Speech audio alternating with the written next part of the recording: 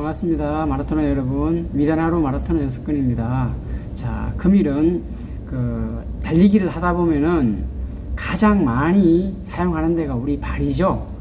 이 족저근막염 아시죠? 제가 족저근막염 때문에 운동을 그만뒀었습니다. 그리고 이제 마스터즈 분들하고 같이 이제 시작을 했는데, 저도 족저근막염을 하면은 누구보다도 아픔이 있었고, 그거에 대한 치료법에 대해서 누구보다 잘 압니다. 그리고 또 예방하는 방법도 알고, 그래서 누구나 걸릴 수 있고, 하지만 누구나 예방을 할 수 있습니다. 자, 그 부분에 대해서 여러분하고 족저근막염이 왜 생기며 어떤 식으로 하면 치료가 되는지, 지금 나는 안 아파, 족저근막염 상관없어, 그렇게 장담하지 마십시오. 달리기 오래 하시면요, 족저근막염 누구에게나 올 수 있는 게 족저근막염입니다. 자, 그래서 여러분들 귀담아 들으시고 예방하시는 게, 아프지 않는 게 제일 좋죠. 예전에는 잘 아시겠지만 우리 황영조 선배님, 권은주 선배님 같은 경우도 족저근막염 때문에 일본에서 수술을 했습니다. 이게 워낙 잘 뛰는 사람들이니까 일본 가서 수술하고 다시 운동 선생활을 했지만은, 저는 뭐 별 볼 일 없는 주자라다 보니까 나이 서른에 수술하고 다시 재기할 자신이 없어가지고 저는 그냥 은퇴했습니다. 늦게 왔거든요. 자, 이 족저근막염, 제대로 알고 대응하면은 아무것도 아닙니다. 자, 제가 치료하는 방법하고 예방하는 방법 제가 확실하게 알려드리겠습니다. 자, 일단은 족저근막염이 왜 생기는지 제가 말씀드리겠습니다. 족저근막염이 발바닥 쪽에, 발의 바닥 쪽에 생기는 거에, 쉽게 말해서 나들 젖자 써가지고 발바닥에 생기는 병입니다. 그러니까 이게 우리가 뛰다 보면은 발바닥에 충격이 가는 거예요. 왜? 어떤 주법으로 뛰냐? 자, 전략주법. 그러니까 뒤꿈치부터 닿는, 뒤꿈치가 닿고 지면을 닿고 이렇게 뒤지는 충격이, 그러니까 뒤꿈치, 이게 뒤꿈치고 이거 발가락이라 그러면 이쪽에 오는 거죠. 이쪽에 오는 것이 족저근막염이에요.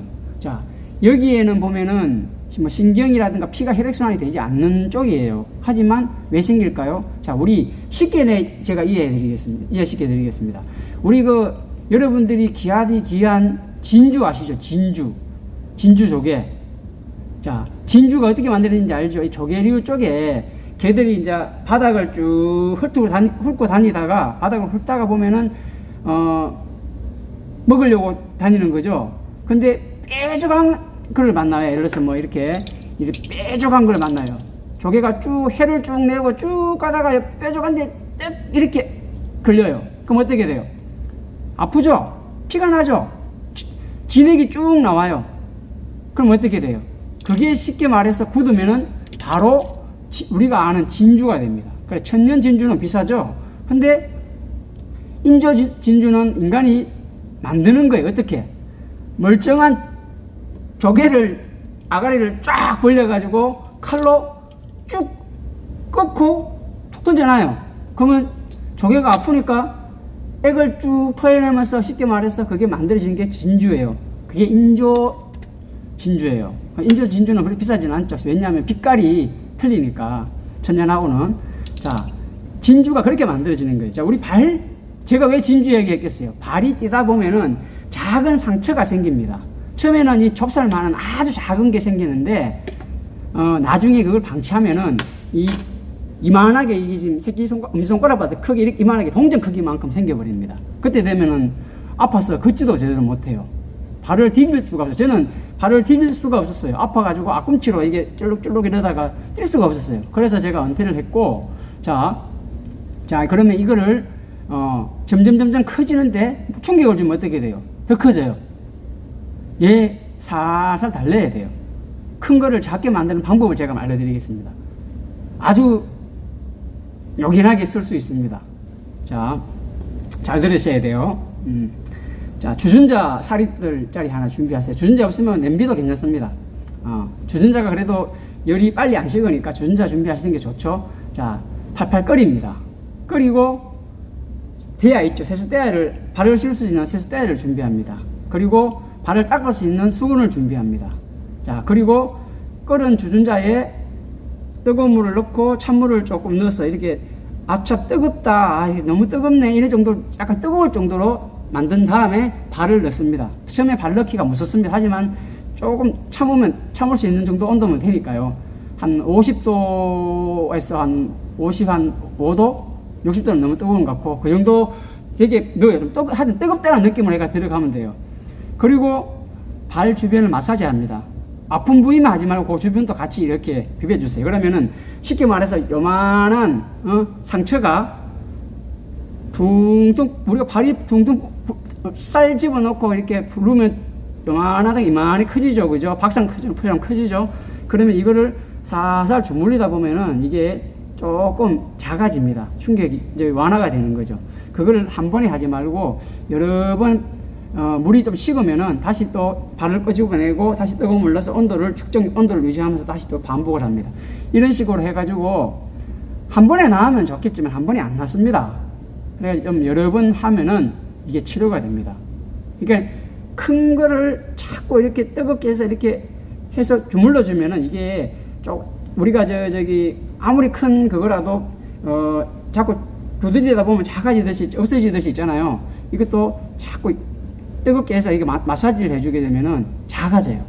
그러다 보면 어느 날 보면은 이게 완전히 통증이 없어집니다. 하지만 이게 다가 아니고 이걸 하고 이제 발을 닦아내고 이제 뭐 물은 버리면 되고 한 10분 정도 하시면 돼요. 5분 정도 하면 식으니까 다시 또 물 집어넣고 해가 10분 정도 해서 매일 저도 아플 때는 매일 했었어요. 매일 하는 게 해가지고 한 열흘 이상을 해야지 아마 이게 좀 좋아졌구나, 낫는구나 이게 느껴질 거예요. 자, 그렇게 하면 되고, 그 다음에 일상에서 치료하는 방법은 뭐 앉아있을 때라든가 할 때 그 골프공이나 그 둥근 막대라든가 이런 거를 발바닥에 대고 이렇게 계속 굴려주셔야 돼요. 이렇게 굴려주셔야 돼요. 굴려주시면 어떻게 돼요? 얘가 아무래도 부드러워지고 작아지겠죠. 근데 그걸 띄고 실내에서 맨발로 다니고 하지 마십시오. 그냥 실내화를 신고 또 밖에 나갔을 때는 쿠션화를 신으십시오. 그러면 여기가 충격이 완화됩니다. 그러면은 치료가 됩니다. 정말로. 이래가지고 족저근막염 잘못 걸리면 3년, 4년 고생합니다. 뭐, 그 이상 고생하는 걸 못 봤는데, 뭐, 보통 한 2년 고생하는데, 오래 고생하시는 분 한 4년 고생하시더라고요. 그런 식으로 하면은 치료가 돼요. 족저근막염 잘 알고 치료하시면은 그렇게 어렵지 않아요. 근데, 에이씨, 뭐, 괜찮겠지. 큰일 납니다. 그렇게 하다가는. 그리고, 또 보자. 뭐가 있나. 여러분들, 족저근막염하고 또 여러분들 착각하시는 게 족저는 이 뒤쪽이라 그랬죠. 근데 지간신경종을 족저근막염이라고 착각하시는 분이 있는데 지간신경종은 족저근막염하고 다릅니다. 자, 이거는 지간신경종은 뭐냐면은 엄지발가락부터 쭉 나가다가 세 번째, 네 번째 사이에 오는 게 보통 지간신경종인데 이 간격이 쉽게 말해서 좁아지면서 생기는 병이에요. 지간신경종은 왜 생기냐면은 자, 발이 좁아지는, 그러니까 구두를 신으면은 여러분들 발볼이 이렇게 앞쪽 볼이 이렇게 좁아지죠. 하이힐 신다든가 아니면은 구두를 신은, 여자들도 하이힐 신으면 체중이 앞으로 쏠린 상태에서 앞쪽이 좁으면 어떻게 돼요? 발가락이 이렇게 겹쳐지겠죠. 우리도 남자들도 구두 신으면은 볼이 좁은 구두를 신으면은 그런 현상이 생겨요. 그래서 요 세 번째, 네 번째 발가락이 좁아지면서 바로 염증이 생긴 게 그게 지간신경을 건드리는 거예요, 말 그대로. 그래서 요즘은 지간신경종을 치료하는 기술이 좋아졌어요. 어떻게? 바로 레이저로 찢습니다, 신경을. 그래서 신경을 죽이면서 하는 기술이 있는데 그게 바로 지간신경종인데 여러분들 지간신경종하고 족저근막염하고 달라요. 난 족저근막염 걸려서 못 뛰어. 근데 발가락 쪽이야.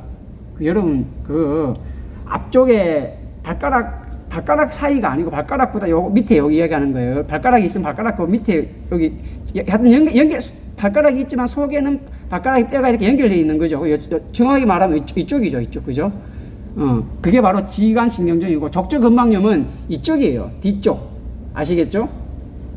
자, 이해하시겠죠? 이 발이 우리 모래알 작은 돌 하나만 발에 들어가 있어도 우리가 엄청 민감해요. 못 떼요. 돌 때문에. 신발 벗어가 돌을 빼내고 떼야 돼요. 그 정도로 민감한 데가 이 발이에요. 여러분들, 그렇기 때문에 이 족저근막염 같은 거라든가 지간신경염 걸리면 엄청 고생하는 게 아파서 못 뗍니다. 불편해서.